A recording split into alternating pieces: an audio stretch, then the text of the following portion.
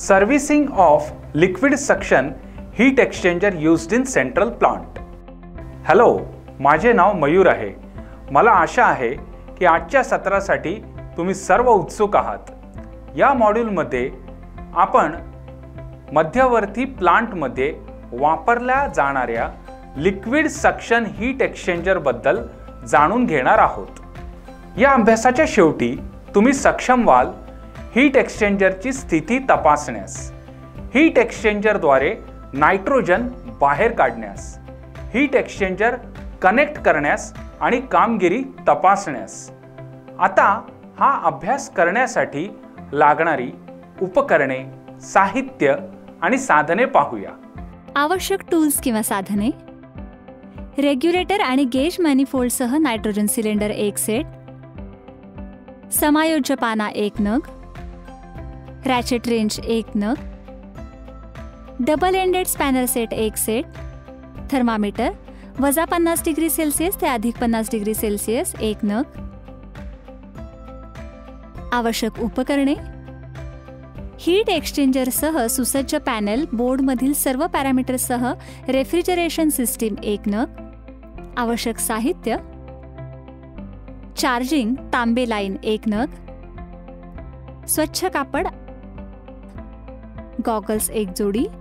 Exchanger, ज्याला liquid ते suction line heat exchanger म्हणून ओळखले जाते, मध्यवर्ती प्लांटची एकूण कार्यक्षमता वाढवते आणि या प्रात्यक्षिकामध्ये आपण त्याची सेवा करायला शिकणार आहोत. रेफ्रिजरेशन सिस्टीम वापरून ते करायला शिकूया, जे सेंट्रल प्लांटमध्ये वापरल्या जाणाऱ्या हीट एक्सचेंजरसाठी मिनी मॉडेल म्हणून काम करते. कार्य 1. हीट एक्सचेंजरची स्थिती तपासा. प्लांट चालू असताना बाष्पीभवक तापमान तपासा आणि रेकॉर्ड करा. हीट एक्सचेंजरच्या आधी आणि नंतर लिक्विड लाईन तापमान तपासा आणि रेकॉर्ड करा. तापमानातील फरक शोधा. जर ते किमान असेल तर हीट एक्सचेंजरला दुरुस्तीची आवश्यकता असल्याची पुष्टी करा. कार्य 2. हीट एक्सचेंजरद्वारे नायट्रोजन बाहेर काढा. हीट एक्सचेंजरमध्ये फ्लशिंग लिक्विड लाईन. प्रथम, रेफ्रिजरंटला द्रव रिसीव्हर पंप करणे. सिस्टीम बंद करा. लिक्विड लाईन बंद करा. कमी दाबाच्या कटआउट स्विचवर तात्पुरते विद्युत कनेक्शन बायपास करा.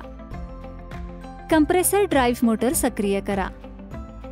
Suction pressure 0.5 kilogram per square centimetre पर्यंत कमी होईपर्यंत निरीक्षण करा. कंप्रेसर ड्राईव्ह मोटर बंद करा. वितरण डिस्चार्ज झडप त्वरित बंद करा. त्यानंतर सुरक्षा गॉगल घाला आणि लिक्विड लाईनचे इनलेट आणि आउटलेट हीट एक्सचेंजरशी हळूहळू डिस्कनेक्ट करा. ताबडतोब ओळींच्या दुसऱ्या टोकाला डमीने झाकून टाका. नंतर दाखवल्याप्रमाणे नायट्रोजन सिलेंडरला तांब्याच्या नळीने हीट एक्सचेंजरच्या लिक्विड लाईन इनलेटशी जोडा. रेग्युलेटरद्वारे नायट्रोजन दाब सेट करा. लिक्विड लाईनच्या ऑपरेटिंग प्रेशरपेक्षा 20% जास्त. व्हॉल्व्ह उघडा आणि हीट एक्सचेंजरच्या आउटलेटमधून लिक्विड लाईनमधून नायट्रोजन वायू बाहेर काढा. पूर्णपणे फ्लश केल्यानंतर नायट्रोजन व्हॉल्व्ह बंद करा आणि डिस्कनेक्ट करा. डमी काढून टाका आणि द्रव लाईन इनलेट आणि आउटलेटशी जोडा. हीट एक्सचेंजरमध्ये फ्लशिंग सक्शन लाईन दाखवल्याप्रमाणे सक्शन लाईन इनलेट आणि आउटलेटला हीट एक्सचेंजरशी हळूहळू डिस्कनेक्ट करा. त्यानंतर सिलेंडर वाल्व्ह उघडल्यानंतर नायट्रोजन दाब सेट करा. रेग्युलेटरद्वारे सक्शन लाईनच्या ऑपरेटिंग दाबापेक्षा 20% जास्त. रेग्युलेटर व्हॉल्व्ह उघडा आणि हीट एक्सचेंजरच्या सक्शन लाईनमधून नायट्रोजन बाहेर काढा. सक्शन लाईनच्या आतील तेल कोटिंग फ्लश केल्यानंतर सिलेंडरचा झडप बंद करा आणि डिस्कनेक्ट करा. डमी काढा आणि सक्शन लाईन हीट एक्सचेंजरच्या इनलेट आणि आउटलेटशी जोडा. हीट एक्सचेंजरची बाह्य पृष्ठभाग स्वच्छ कापडाने पुसून टाका. कार्य 3. हीट एक्सचेंजर कनेक्ट करा आणि कार्यप्रदर्शन तपासा.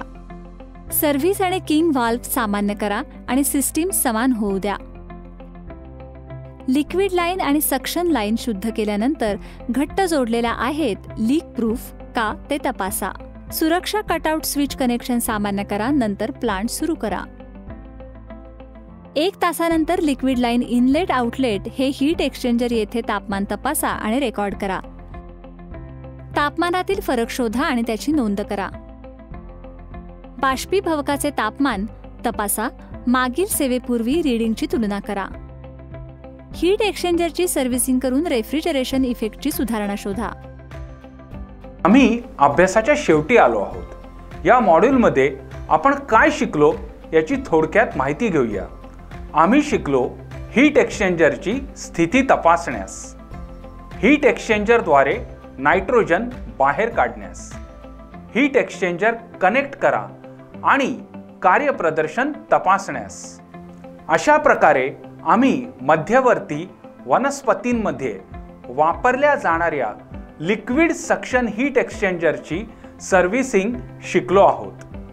आशा आहे की तुम्हाला हे स्पष्ट समजले असेल. हा अभ्यास तुमच्या प्रशिक्षकाच्या मदतीने करा. सर्वांचे आभार. पुढील व्हिडिओमध्ये भेटूया. धन्यवाद.